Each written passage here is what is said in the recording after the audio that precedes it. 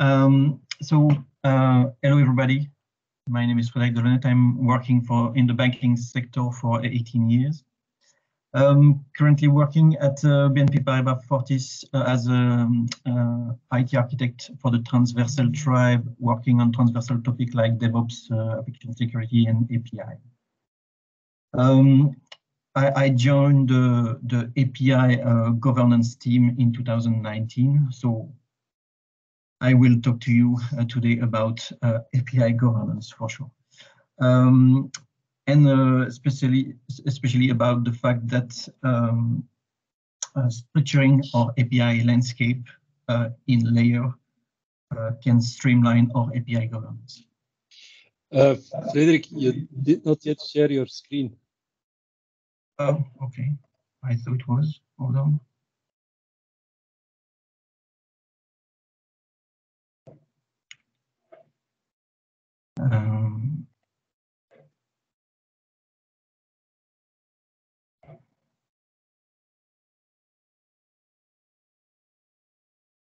You see it now? Yes, now we see it. Okay.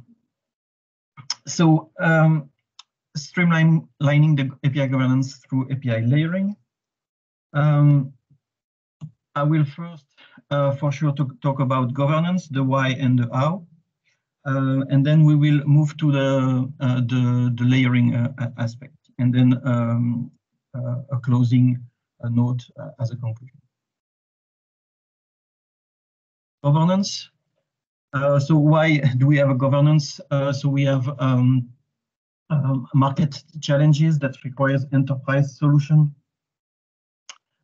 We need to respond more quickly to market changes, and we think we can achieve it by simplifying the service integration and reusability. This could be done by with the help of API. But as we need enterprise solution, we need enterprise throughout the whole organization. That's what we call API at scale at Fortis. API at scale means again, so API application through the whole organization. This requires governance.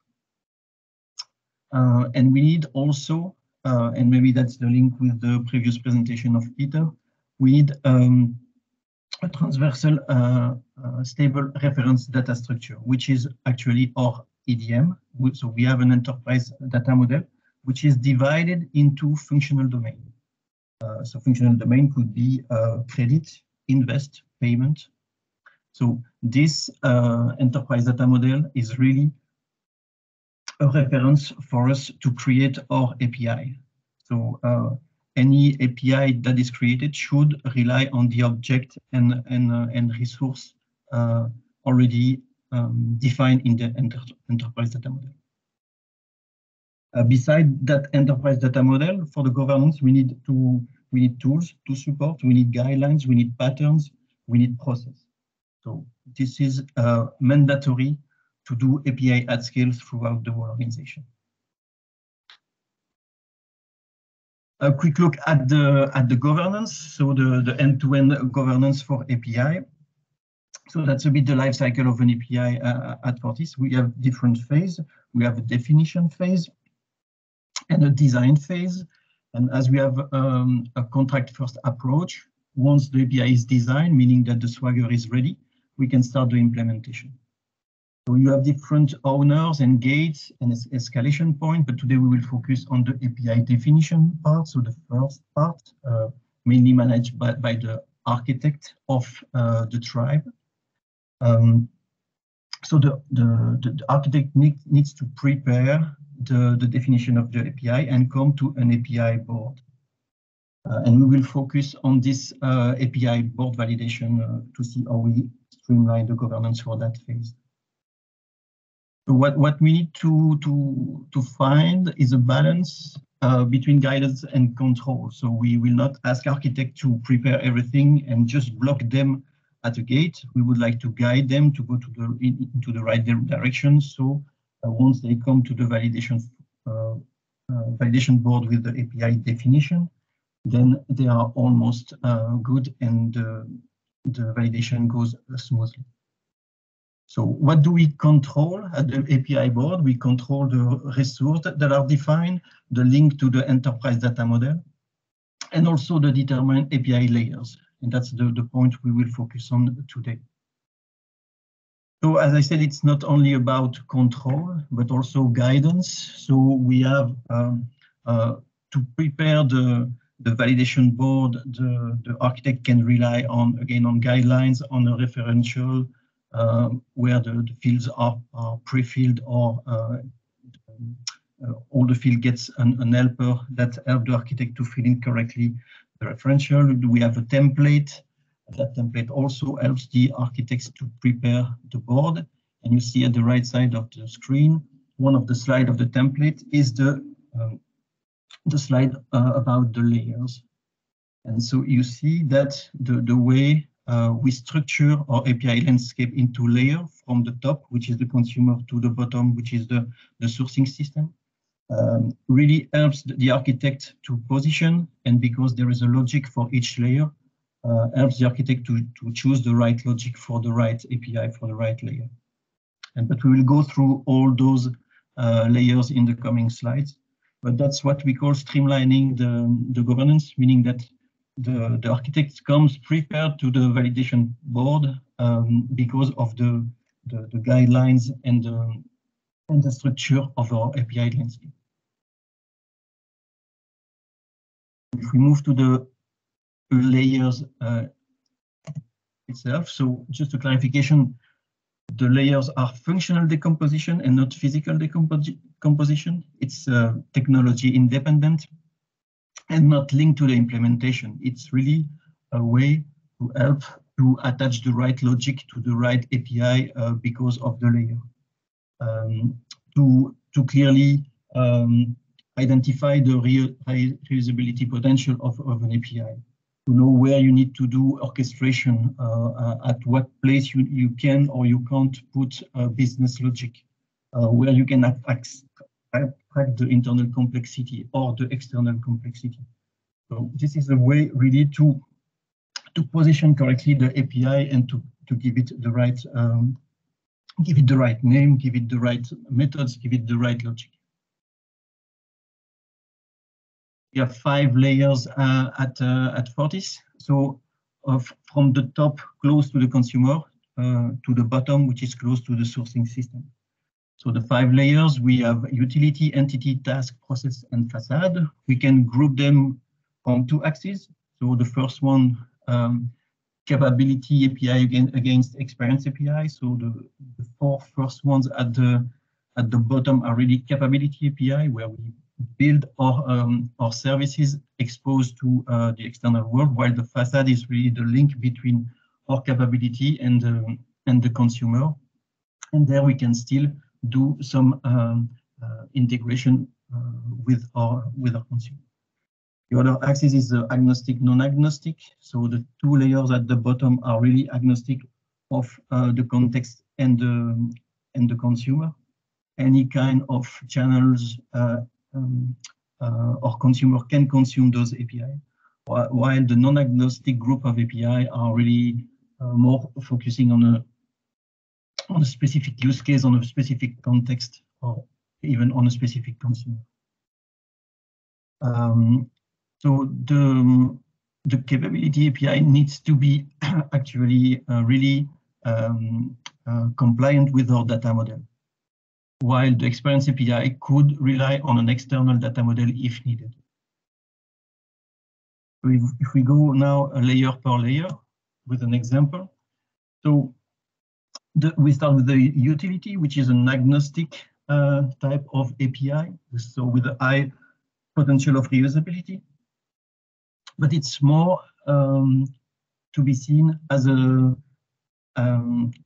simple and let's say technical service. So you see, it could be a document management, just logging, or a notification that you could send for each event.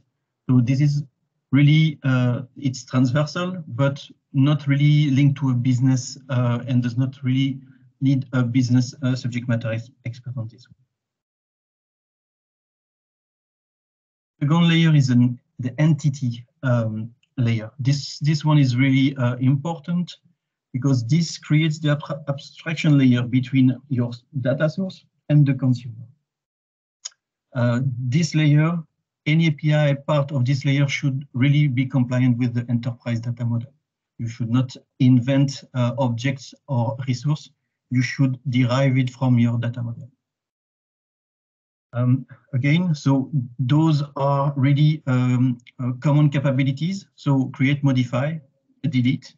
So this could be consumed by any kind of consumer. This is really a reusable API. You could have a complexity at that level, but it must be, again, agnostic for all the consumers. So in this example here, we have, for example, accounts. So you have a CRUD API on accounts, so you can create or modify an account. Those are really basic action, creating an abstraction layer on top of your sourcing system or your operational system. On top of the entity, you have the task API, and there we enter into the non-agnostic group of API, because there you put you create some specificity for a context for a consumer. So it's not agnostic anymore.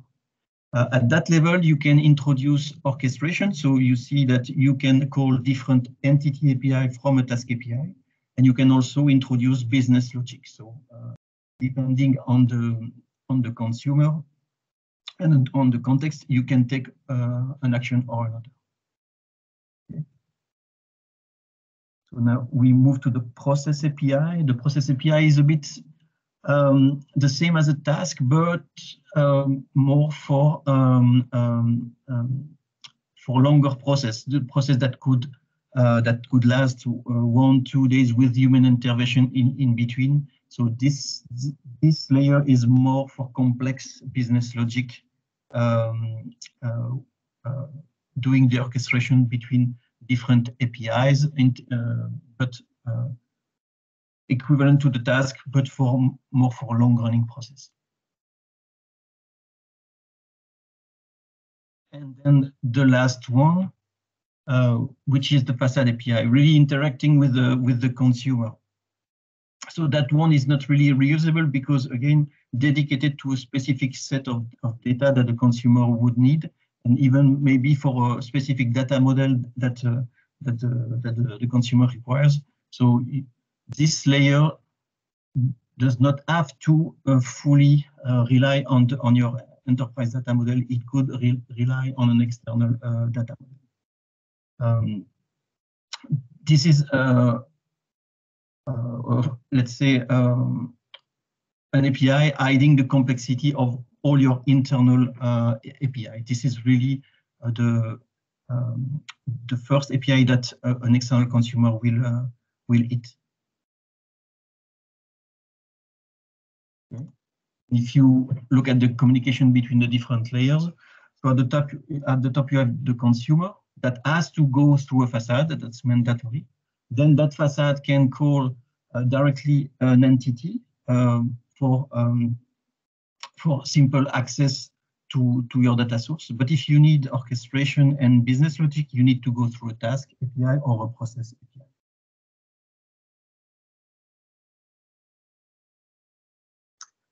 So conclusion, if you want to do API at scale throughout the whole organization, you need governance. You need to find a balance between controls and guidance. The layers helps you for that guidance and helps the API owner to scope and design correctly their API. So that's why we can say that the layering approach really helped to streamline the API validation and governance. That's it for me today. Hope this was clear. Okay, thanks for the presentation, Frederic. We have a first question. Why not the same layering names and concepts as with SOA services? Because at first sight, it seems pretty similar. Could you repeat the question, Peter? Sorry. Yes. So it's a question from Marianne Verhouwaert. why not the same layering names and concepts as with SOA services? Because the layering seems similar at first sight.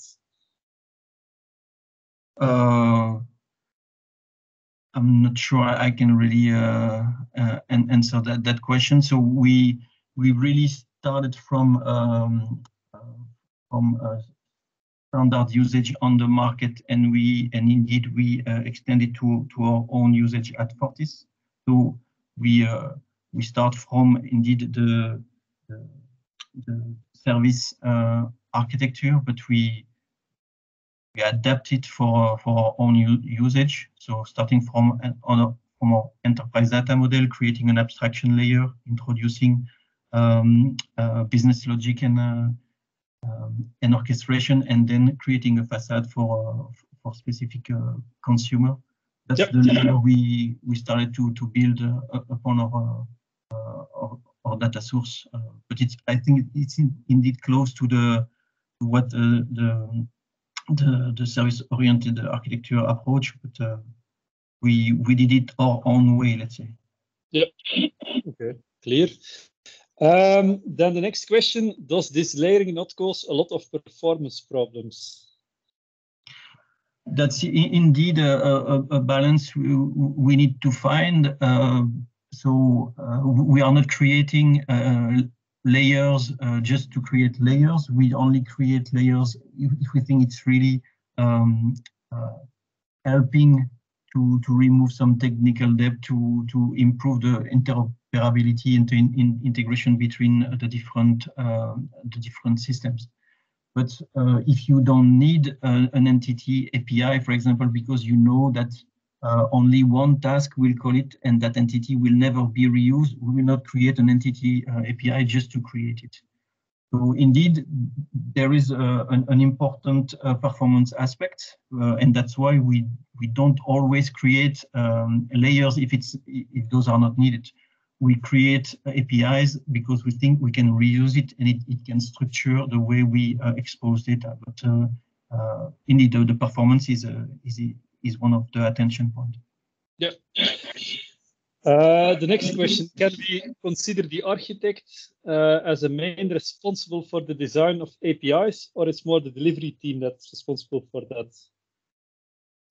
We decided to keep the architect as accountable, but for sure that's the delivery team who will do, for example, the design phase, which is really the finalization of the Swagger. This is more done by the delivery team.